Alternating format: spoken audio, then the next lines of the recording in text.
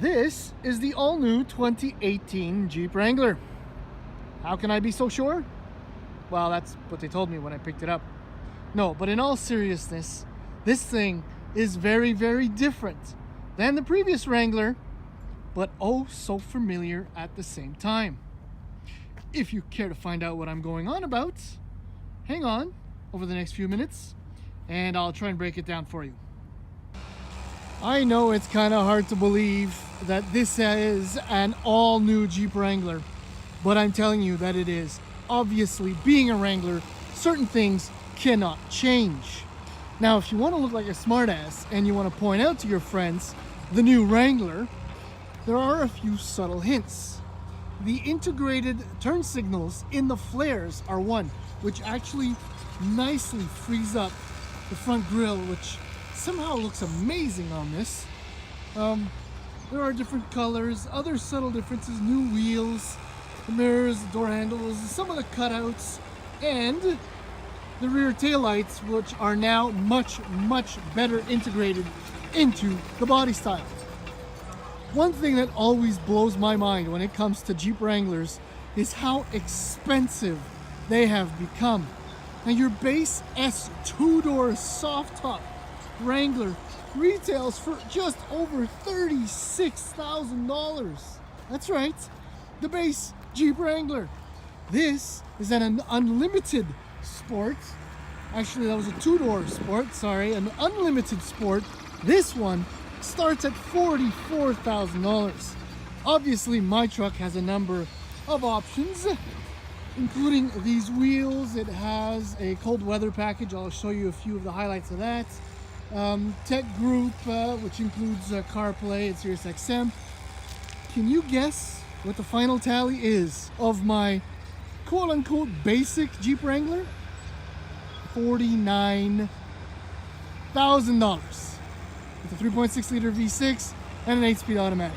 Okay, so let's go, and it has a soft top. Oh yeah, and if you want the dual top option, which I would strongly recommend, it's $2,400 more, do it. Access to the trunk. See, these are some of the compromises that I just do not get when it comes to Jeeps.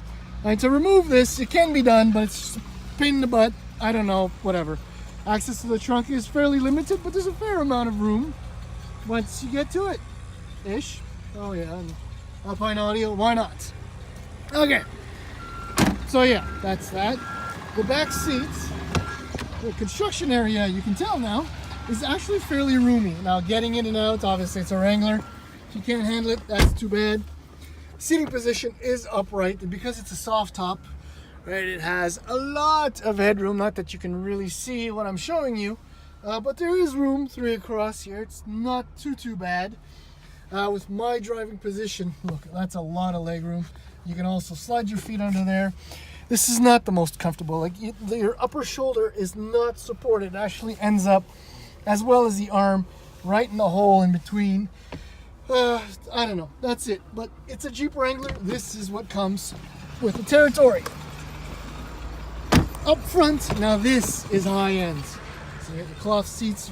These are your standard seats. I'm gonna start her up. Yeah, look at that. Now this, my friends, is high end for a Jeep. It's actually quite insane. That's part of the climate package. Your heated steering wheel, which is really nice. The buttons, fit, finish, everything is far more civilized, far more luxurious. I mean, you can't do that much with such an upright, narrow dash, right? But Jeep designers actually managed to do something really nice.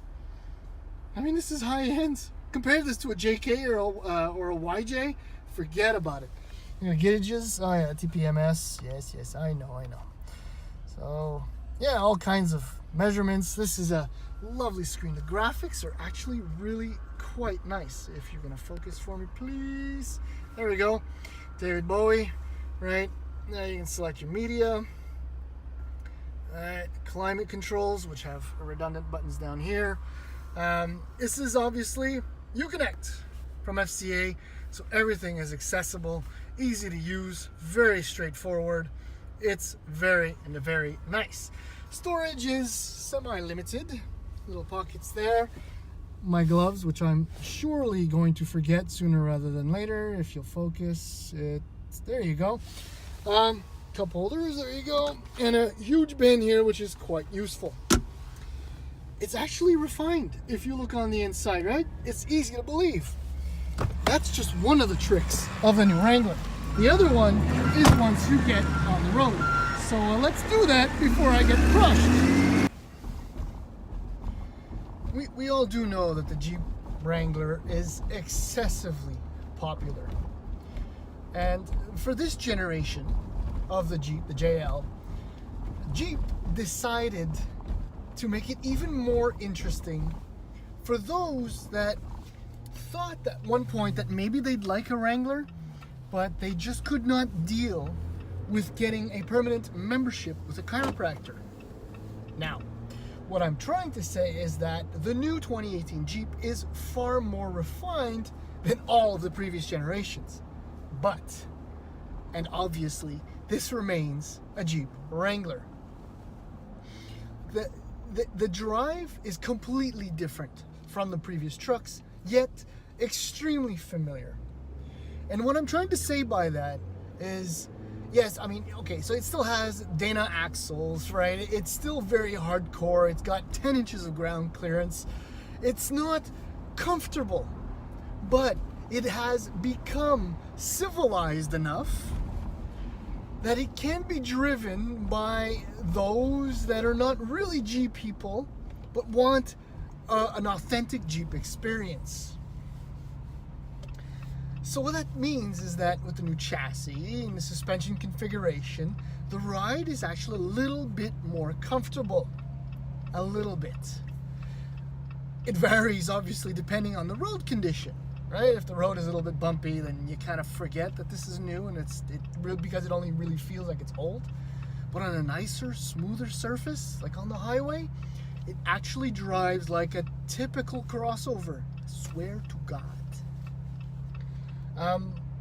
Powertrain wise, my Sport has the 3.6 liter V6, which puts out 285 horsepower, 260 pound-feet of torque. It's got the 8-speed automatic transmission and obviously the 2-speed transfer case and everything that makes a Wrangler a Wrangler.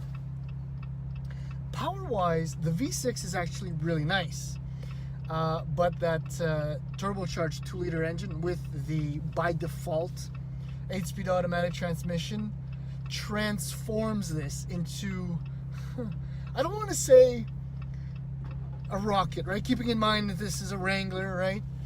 But the driving experience is completely different.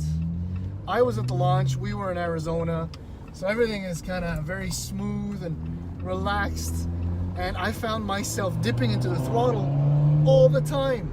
The 3.6 is a beautiful engine. If anything, it's the reliable, wise choice. Fuel-wise, it's not that much worse than what it says on paper the 2-liter will be in the end. I'm actually quite happy with the Wrangler. This has never happened. In 20 years of test driving Wranglers, this is the first time that I'm actually into it. The sole issue, and I kind of touched on it, is the frickin' soft top.